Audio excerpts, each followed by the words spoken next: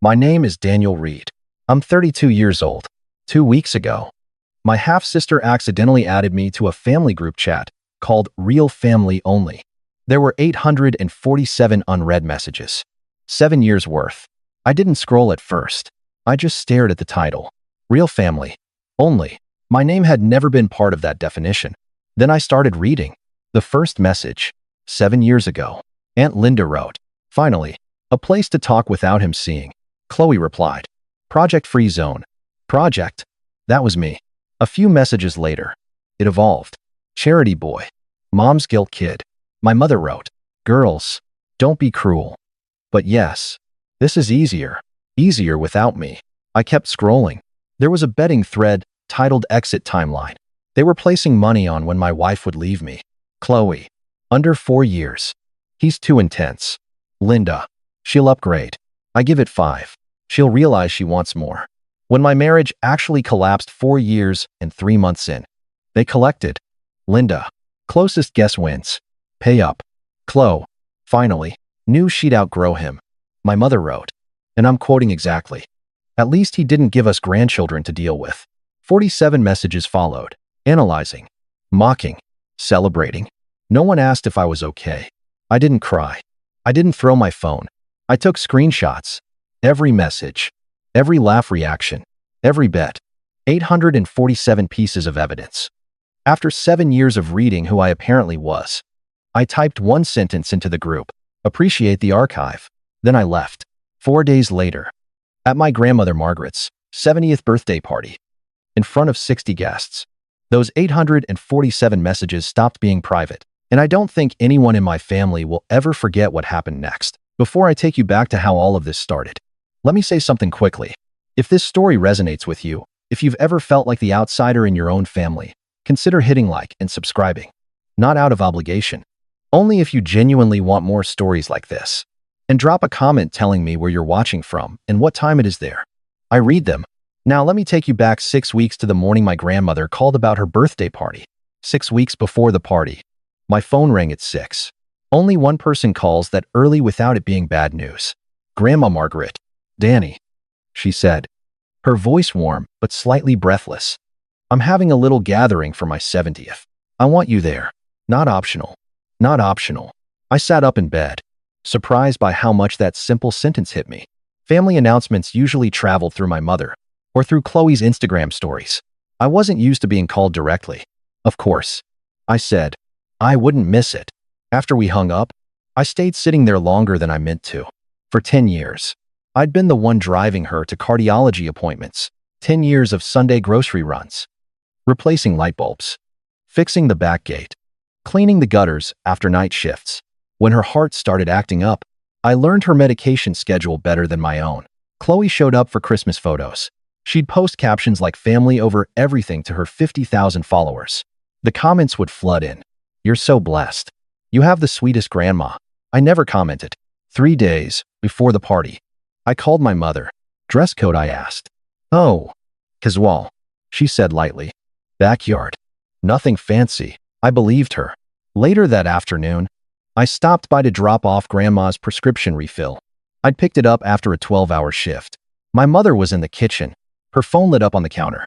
I wasn't trying to snoop, but the preview notification was impossible to ignore. Chloe. Cocktail. A tear. Right. Photographers confirmed for 4. My stomach tightened. Casual.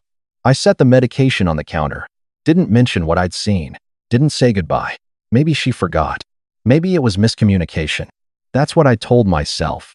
The next evening, I did something I almost never do. I called Chloe. She answered on the 3rd ring. What's up?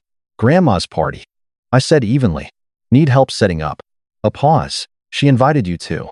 She called me herself. Another pause. Longer this time. Well, Chloe said finally. Voice flattening. It's more of a family thing. I waited. That's what I am. Relax, she said quickly. Don't make it weird. The call ended shortly after. 20 minutes later, a voice message came through. I pressed play. It wasn't meant for me. God. He's so dramatic. Chloe's voice said. Slightly muffled. Acts like he's the hero because he drives her to appointments. It's not that deep. Laughter in the background. She treats him like he's some kind of saint. I don't get it. The recording cut off. A second later. A text. Didn't mean to send that. Ignore it. Ignore it. 7 words. That should have been the moment I understood something was fundamentally wrong. But I didn't. Not fully. I just felt something cold settle under my ribs. And I had the distinct, unsettling sense that I was only seeing the surface of something much bigger. That night I couldn't sleep. My apartment was quiet. Too quiet. The kind of silence that makes every thought louder. I lay on my back staring at the ceiling fan, turning in slow, lazy circles, and tried to convince myself I was overthinking. I was 32. Divorced. Working 60-hour weeks in the trauma ICU. It's easier to manage a crashing patient than your own family. In the ICU, everything has protocols. Vitals drop. You respond. Heart stops. You shock. Bleeding. You compress. At home, nothing follows logic. 2 years ago, my marriage ended on a Tuesday night. I found the messages by accident. Her coworker. 8 months of conversations I wasn't supposed to see.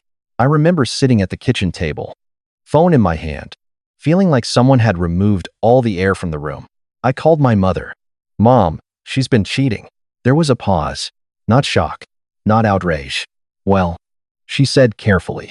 You do work a lot. Women need attention. Daniel. I didn't respond. She probably felt lonely. Lonely. I hung up before she could say anything else. Chloe's contribution came publicly. I'd posted something vague on Facebook. Not details, just that life hadn't gone the way I'd planned. Chloe commented, some women need men who actually make them feel alive. 4 likes. My mother was one of them. I deleted the post. Then, the account. I told myself it didn't matter. That family is complicated. That people say stupid things. Grandma didn't say stupid things. She called every day for a month. Sometimes we talked. Sometimes she just stayed on the line while I breathed through the worst of it. It's not a reflection of your worth. She told me once. Don't let anyone turn it into that. She never blamed me. Not once.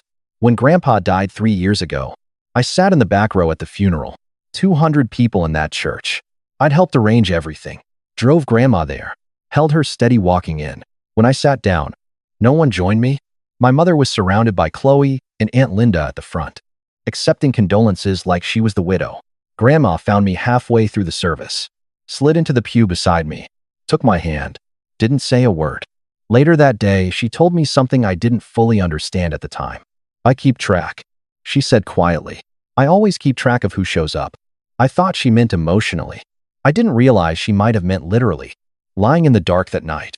Chloe's accidental voice message replayed in my head. Acts like he's the hero. She treats him like a saint. Was that how they saw me? As someone pretending, overcompensating, trying too hard to matter? Or worse, had there always been conversations happening somewhere I wasn't included? Someplace where the real opinions lived? 4 days before the party. At Unsprezicha. I was reading in bed when my phone buzzed. Notification. Chloe Bennett added you to Real Family Only. I stared at the screen, and something inside me went completely still. I tapped the notification. The group opened instantly. Real Family Only. 8 members. Chloe. Aunt Linda. 2 aunts from Ohio. 3 cousins. Everyone. Except Grandma. Except me. At the top right corner. 847 unread messages. The chat had been created 7 years ago. 7. My thumb moved before my brain caught up. I scrolled to the very beginning. First message. Aunt Linda. Finally. A place to talk without him seeing. Chloe. Project Free Zone. Don't be cruel. But yes, I felt my jaw lock. Project. I kept scrolling. Holiday plans I was told were small. Family dinners that apparently never happened. Photos posted in the chat that I'd never seen publicly. Then I found the nickname thread. Chloe. We need shorthand. Charity Boy is too long. Cousin Amy. Linda. Project Works. Stop it. Chloe. But it's accurate. Accurate. My chest felt tight, but not in a crying way. More like pressure. Like something heavy sitting directly on my lungs. I searched for the week. My marriage ended. It didn't take long. Chloe. Update. He's getting divorced. Linda. No way. Already. Cousin Amy. Who won the exit timeline pool?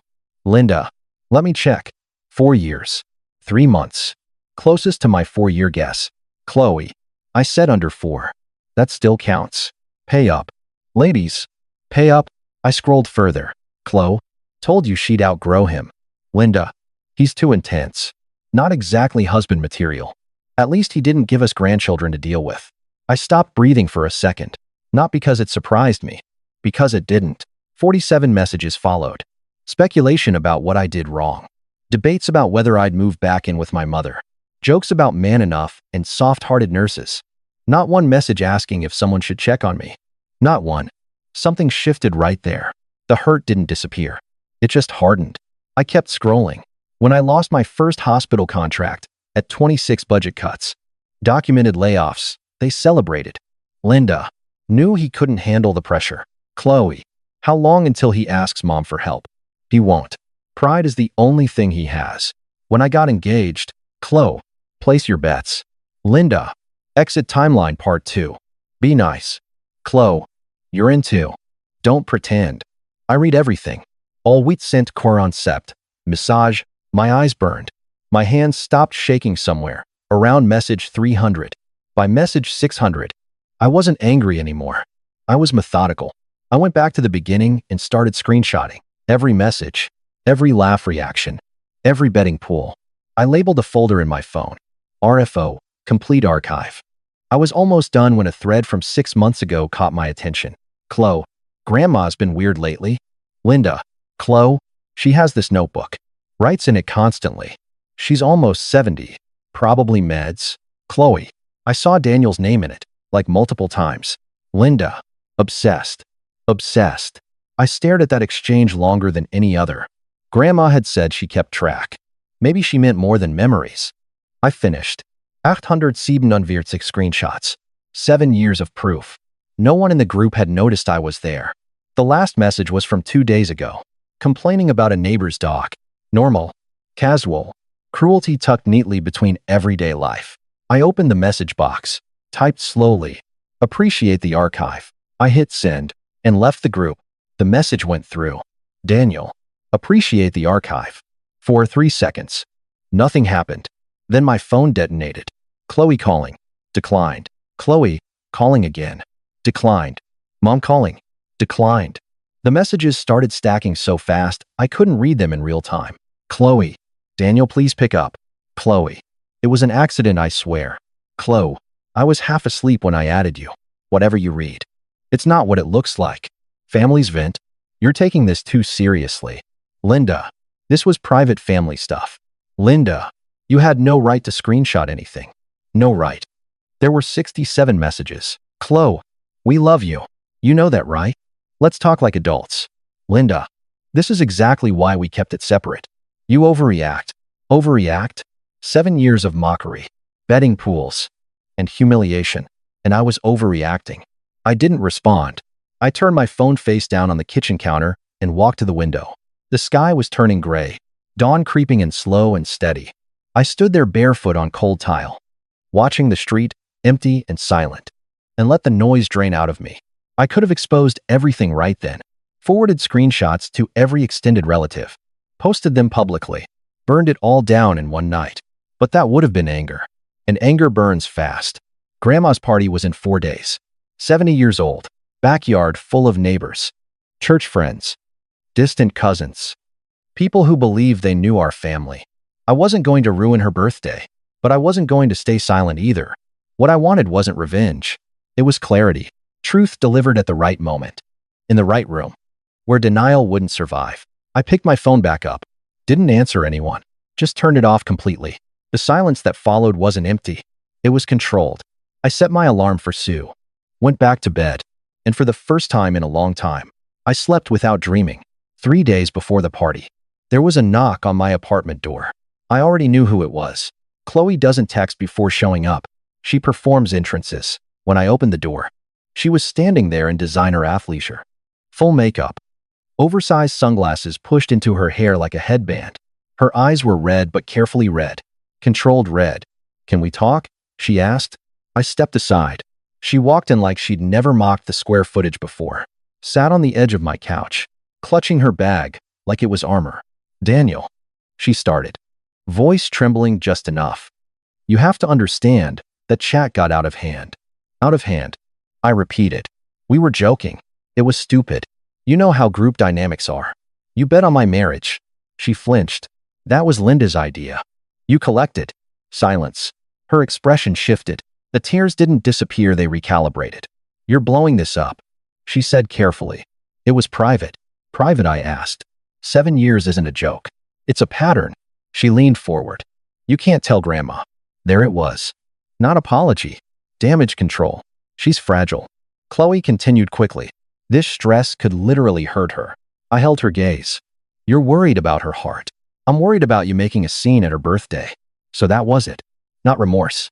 Reputation. You always do this. She said suddenly. Sharper now. You turn everything into proof that you're the victim. And you turn everything into content. Her jaw tightened. I built something. She snapped. I worked for my following. And I worked night shifts while she slept through panic attacks. We stared at each other. Same mother. Different fathers. Different gravitational pulls. You can't destroy this family, she said finally. I'm not destroying anything. I replied calmly. I'm just done pretending it wasn't already broken. She stood at the door. She turned back to me. The softness was gone. You know why people get tired of you, she said. Because you always make things heavy. Not everything is a tragedy. And not everything is a performance. I said. She hesitated. For half a second. Something real flickered in her face, fear. Maybe. Then it was gone. You'll regret this, she said quietly. Maybe. I replied. But I won't regret finally being honest. She opened the door. Don't do anything stupid at the party. I met her eyes one last time. I won't. I said evenly. I'll just let the truth talk. She left without another word. 3 days. That's how long the silence stretched between us, before 60 witnesses would replace it. The day of the party arrived clear and bright. Like the universe had decided this was a good day for exposure. Grandma's backyard looked like something out of a lifestyle magazine. White folding chairs arranged in neat rows. String lights hanging from the oak tree. A long catered table under a linen canopy. And yes, photographers. 2 of them. So much for casual. I wore a navy blazer over a simple shirt. Clean. Understated. Not flashy. I wasn't there to compete. The moment I walked through the gate, my mother saw me. Her smile stalled for half a second before she corrected it. Daniel, she said, tone overly light. You made it. Grandma invited me. Of course she did. Chloe appeared at her side like a reflex. Gold dress. Professional makeup. Effortless posture. For the next 2 hours, I was present but unacknowledged. When guests asked Chloe who I was, she answered before I could. Oh, that's Daniel. He helps Grandma out sometimes. Helps out. Like I mowed the lawn once a year. When the photographer gathered family for pictures, my mother arranged people deliberately. Honey, just stand a little to the side. She told me.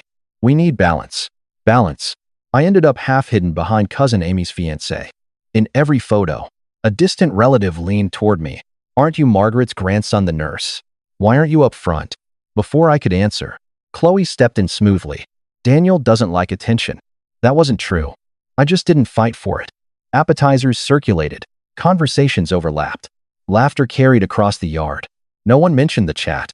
No one mentioned the message. They were acting like I'd imagined everything.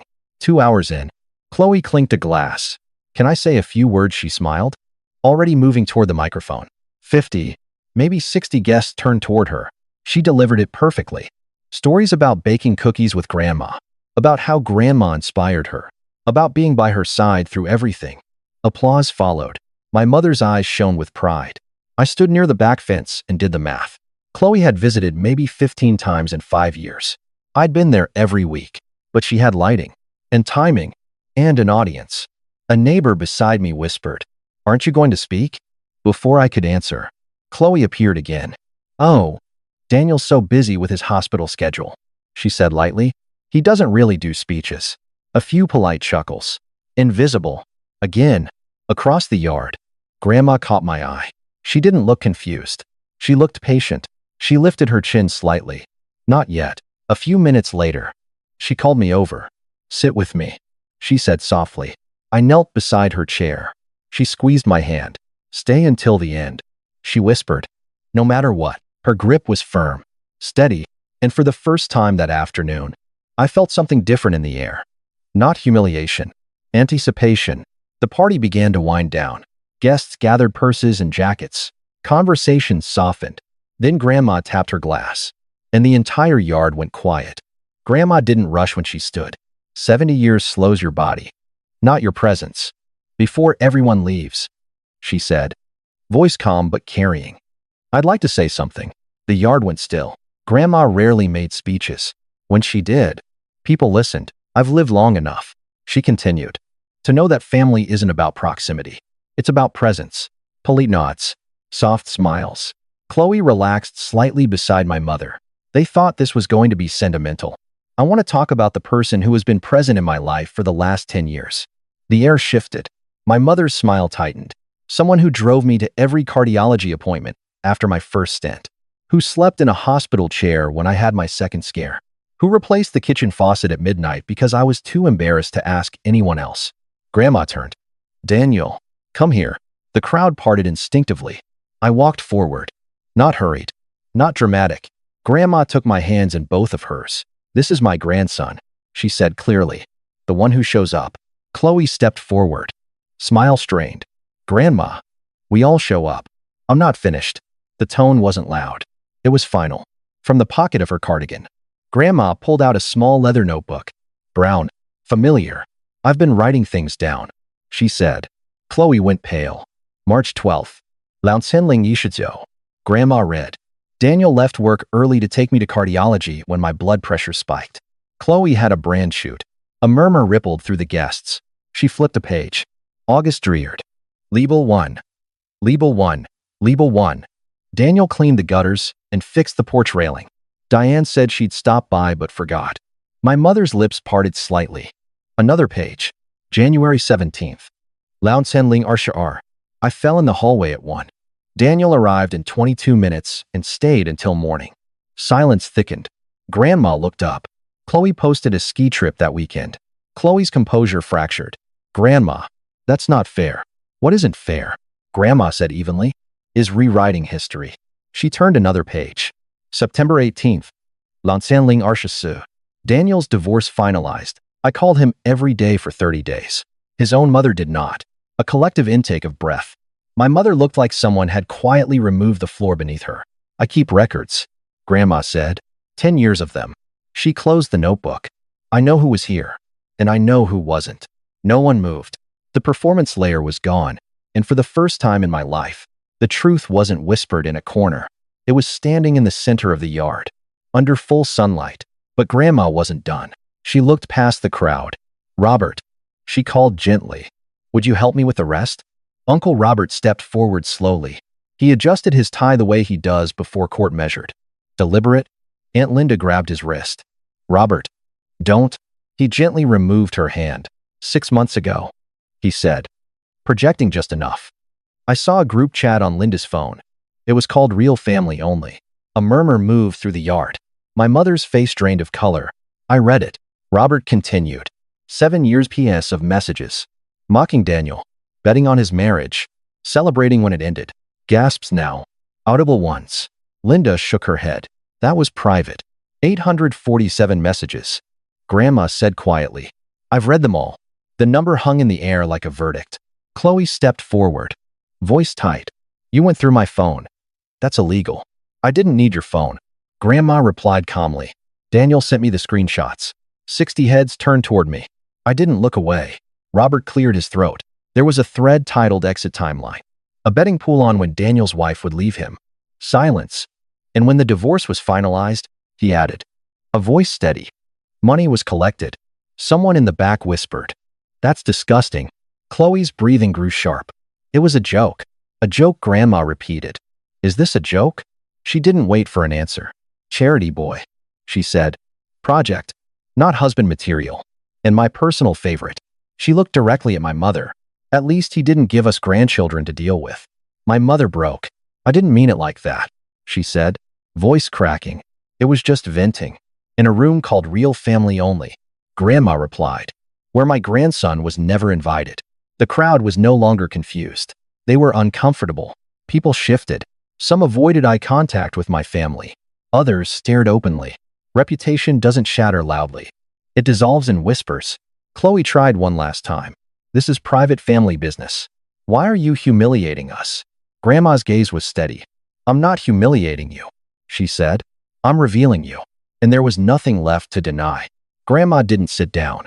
She reached into her cardigan again and pulled out a folded document. Thick paper. Official seal visible even from where I stood. 3 months ago, she said calmly, I asked Robert to update my will. Linda's head snapped toward him. You what? I'm her attorney. Robert replied evenly. And her family. Chloe took a step forward. Grandma, you don't have to do this. I already did. Grandma unfolded the document slowly. Deliberately. I am of sound mind, she began. Voice clear.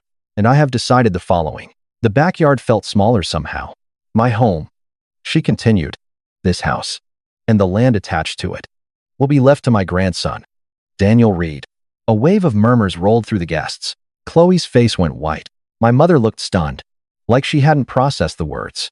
The remainder of my financial assets, Grandma added, will be divided equally among my children and grandchildren.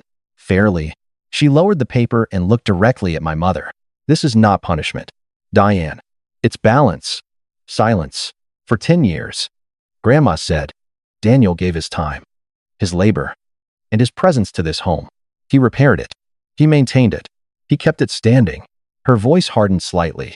He did so without asking for recognition, without asking for money, without asking for approval. Chloe shook her head. That doesn't mean he gets everything. He doesn't. Grandma replied calmly. He gets what he's earned. Linda tried to recover. But that's a huge decision based on emotion. No, Grandma said. It's based on evidence. She tapped the notebook lightly against the will. 10 years of it. Chloe's composure fractured completely. You're choosing him over us. I am choosing integrity, Grandma answered. She folded the document back up. My decision is legal. It is signed. And it is final. No theatrics. No raised voice.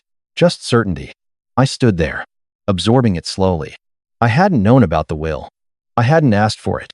But in that moment, it wasn't about property. It was about acknowledgement.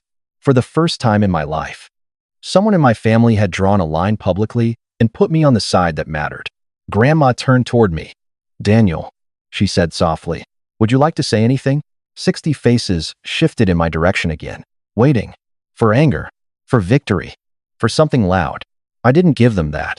I stepped forward. I stepped forward slowly. No shaking hands. No raised voice. Just steady. I'm not going to yell, I said. And I'm not going to call anyone names. The yard was so quiet I could hear the string lights humming faintly above us. I have 847 screenshots.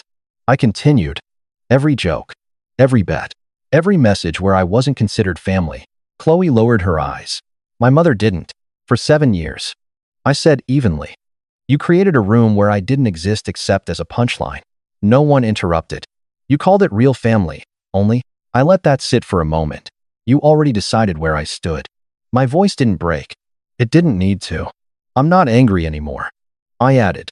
Anger burns out. What's left is clarity. I looked at my mother when my marriage collapsed. You placed blame on me. In private. You collected money on it. Her mouth opened slightly. But nothing came out. I turned to Chloe. You built an audience on the idea of loyalty and love, while betting on my failure in a separate chat. Chloe's shoulders folded inward. I'm not here to destroy anyone, I said, and I'm not here for revenge. I paused. I'm done negotiating for belonging. That was the line. The final one. You created a boundary when you named that group. I'm just accepting it. Linda started to speak, but I held up a hand gently. I'm not cutting you off, I said calmly. I'm stepping out of something I was never actually in. I turned toward the guests, the neighbors, the distant relatives, the people who had watched me mow lawns and carry groceries and show up for a decade. That's all. No dramatic exit. No slamming doors. I stepped back beside Grandma. She squeezed my hand once, and for the first time in years, I didn't feel like I had to explain myself anymore. The party ended without music. Guests gathered their things quietly. Conversations were low, cautious. People avoided my mother's eyes, avoided Chloe's entirely. Reputation doesn't collapse in one loud crash. It fractures in glance. Harding from 2 houses down stopped me near the garden gate. I always wondered why you were the one here every Sunday, she said softly. Now I understand. She squeezed my arm. Your grandmother is lucky. Lucky. Another guest, someone from Grandma's church, nodded at me as he left. Integrity shows eventually, he said. Always does. Chloe tried to approach me once more. Her makeup had cracked. Not smeared, cracked. The mask slipping in visible seams. Daniel, please, she whispered. We can fix this. Not tonight, I said. Not tonight. She stopped talking. For once, there was no script ready. My mother sat alone on one of the white chairs, staring at the ground. People passed her without stopping. The same women who used to orbit her at gatherings now offered tight smiles and polite distance. By Monday morning, the first wave hit. Someone from the party, no idea who, posted about it online. No screenshots, just enough detail. Family group chat exposed. Betting on divorce? Grandmother updates will publicly. It spread quietly but quickly. Chloe lost nearly 5,000 followers in a week. Comments flooded her last public post before she turned them off. Is this true? You bet on your brother's marriage. Unfollowing. This isn't the vibe. She locked her account, then disappeared for 2 weeks.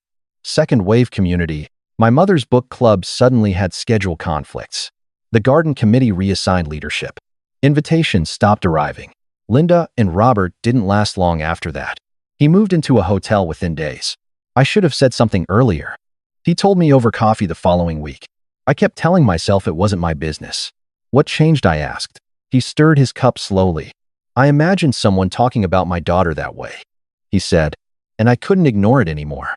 Amy, my cousin who laughed in the chat, texted me 3 days after the party. I'm sorry. I was wrong. I got caught up in it. I didn't respond immediately, but I didn't block her either. The consequences weren't explosive. They were incremental. Chloe's brand shifted overnight, from curated perfection to damage control. My mother's social calendar thinned. Linda filed for divorce within a month. No one screamed in public again. They just carried the weight of being seen. And for the first time in my life, I wasn't the invisible one anymore. 3 days after the party, I drove back to Grandma's house. The yard looked the same. The oak tree. The white chairs stacked neatly to the side. No evidence of what had happened except the silence felt different. Cleaner. She was in the garden. Notebook open on her lap. Pen moving slowly. Morning, she said without looking up. You're late. It's Udex and A. For you. That's late. I sat beside her on the wooden bench. The same one we'd shared 100 quiet Sundays on. Are you okay? I asked. She finally looked at me. Best birthday I've had in years. I exhaled a short breath. You planned that. Of course I did. No shame. No apology. You knew about the chat for 6 months. I said, you could have told me. She closed the notebook gently. And then what she asked? They would have denied it. Called you dramatic. Said I was confused. She wasn't wrong. In front of 60 witnesses, she continued, with Robert confirming it. There was nowhere to hide. You waited. I waited until I wasn't angry. She leaned back against the bench. Never act while you're bleeding, she said quietly. If you strike while you're angry, you swing too wide. You hit things you didn't mean to. I thought about that. You wanted justice. I said, I wanted truth in daylight. She corrected. They'd been hiding in shadows for 7 years. She tapped the notebook lightly. I write things down because memory can be questioned. Paper cannot. The breeze moved softly through the trees. Were you afraid I'd explode? I asked. She smiled faintly. I was afraid you'd stay silent. That landed harder than anything else. You deserve to be seen, she said. Not tolerated. Not quietly appreciated. We sat there in comfortable quiet. Birds moved in the hedges. Somewhere down the street, a lawnmower started. She opened the notebook again. What are you writing? I asked. Today's entry, she said. Daniel came by. He's steady? She glanced at me sideways.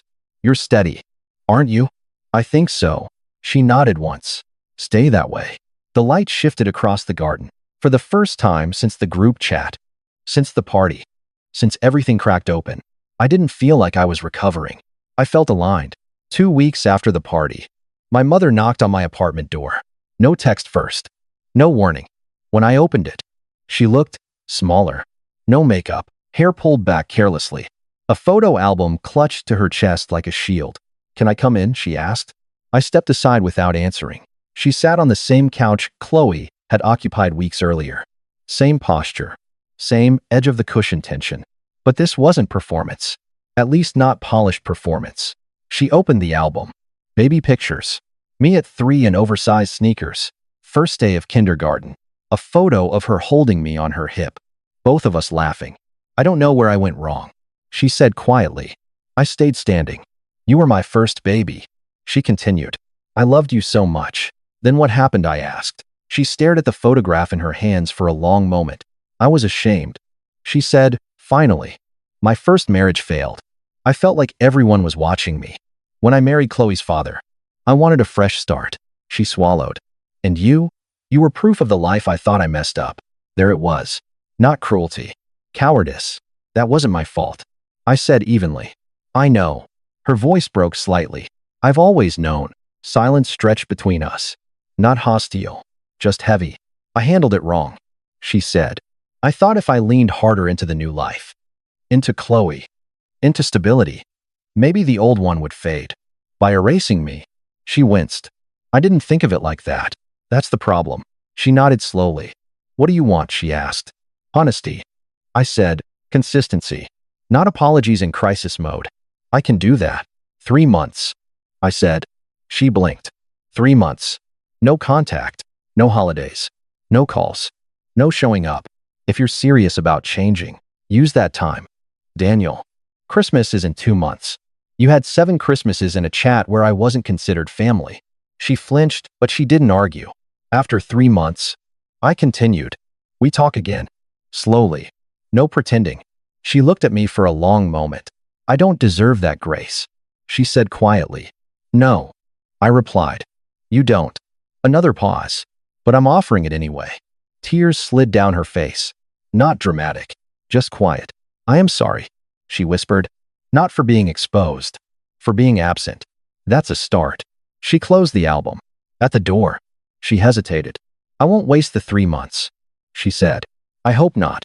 When she left, I didn't feel closure. I felt something more measured. Not forgiveness, but a door left unlocked with conditions. And this time, I held the key. It's been 3 months. I'm writing this from Grandma's living room. Technically, it's still hers. She refuses to let me call it mine. I'm not dead yet. She reminds me every time I start organizing cabinets. She's in the garden right now. Notebook open. Pen moving and slow. Steady lines. Still keeping track. Some habits aren't about control. They're about clarity. I moved into the guest room a month ago. Not because of the will, because it made sense. My apartment lease was up. Grandma likes knowing someone's in the house at night. We eat dinner together most evenings. She critiques my cooking like a retired general reviewing troops. You oversalt when you're thinking too hard. She told me last week. She's not wrong. My mother kept her word. 3 months. No calls. No surprise visits. No guilt texts. At the end of the 3rd month, she sent a single message. I'm ready when you are. We've spoken twice since. Short conversations. No nostalgia. No rewriting history. She listens more now. Interrupts less. I don't know what we'll become, but it won't be what we were. Chloe is gone from my orbit. Her account came back online. Rebranded. Healing journey. Personal growth. Carefully filtered vulnerability. Maybe it's real. Maybe it's another version of performance. Either way, it's not my concern. She hasn't contacted me since I mailed my final letter. Robert and Linda finalized their divorce last month. He sends Grandma Christmas cards. Adds a note for me sometimes. We're not close, but we're honest. Amy apologized twice more. We met for coffee. It was awkward, but not fake. And me, I still work long shifts in the ICU. Still lose patience some nights. Still come home exhausted. But something fundamental shifted. I don't scan rooms anymore looking for where I stand. I don't wait for someone to introduce me correctly. I don't measure myself against silence. Grandma said something a few nights ago while we were watching the sunset from the porch. You know the best part of getting old, she asked. What? You stop auditioning. I thought about that for a long time. I'd been auditioning my entire life. For acceptance. For validation. For a seat at a table that was never mine. I didn't lose my family. I lost the illusion of one. And strangely, that feels lighter. Not lonely. Just honest. For the first time in 32 years. I'm not negotiating for belonging. I already belong. Right here? If there's one thing I've learned from all of this, it's this. You don't owe loyalty to people who mock your collapse. Family isn't defined by shared blood or shared group chats. It's defined by presence. By who shows up when there's nothing to gain. By who stays when the lights are off and there's no audience. For years, I thought endurance was strength, staying quiet, absorbing the jokes, pretending not to notice. It wasn't strength. It was self-abandonment. Boundaries aren't walls built out of anger. They're doors, and you get to decide who walks through them. You don't have to set yourself on fire to keep anyone warm.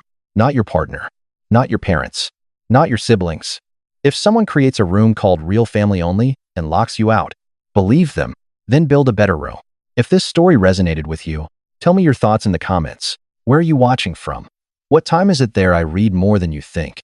And if you want more stories about boundaries, family dynamics, and choosing self-respect over silence, subscribe. You're not alone in this. This content is created by the Boundaries and Bloodlines team for entertainment purposes only. The situations depicted are fictionalized and dramatized. Do not imitate actions shown in this story in real life. Always seek professional advice for personal or legal matters.